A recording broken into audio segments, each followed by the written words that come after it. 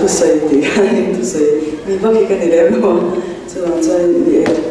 cái sợi thế dùng dùng lòng thu anh ya thì lại US cái local thì cho nên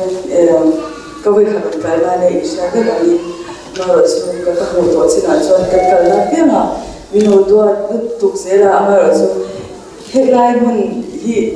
cái tổ nào cho nó cái gì cái này chứ sự ý tất cả ông bà cái xoay thì là mà tất cả cái này chú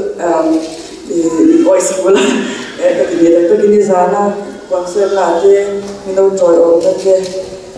cái hồ khăn nên ăn ăn ông về lúc tôi cái ta cho anh ta khai lòng tôi sẽ tổ chức chú bà cả DMCF cái bữa cái chúng là lòng tôi cái xoay của đấy thì quân chúng ta quân xem tất cả là để ông quân trả tiền với xem sự các bạn nhìn lòng tôi cái sự cũng cho thì khi sẽ cho nên thì ai đây thì કોઈ ông ta là tổ chức sản xuất ra mà rồi cho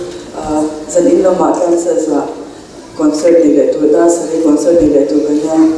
không rồi hay cần bận phải để ngài cho chú anh biết thì một phật tiêu lịch con cái khen đã cho chú anh cho nên trung trai na trung trai quy là cái nghề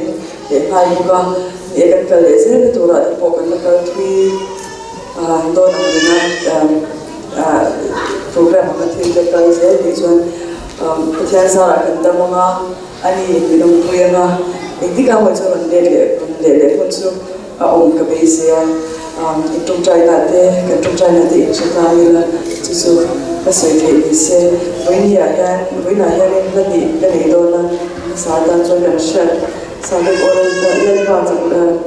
ôi bác sĩ đi cùng cho thì xem trong trai thì cần sinh sản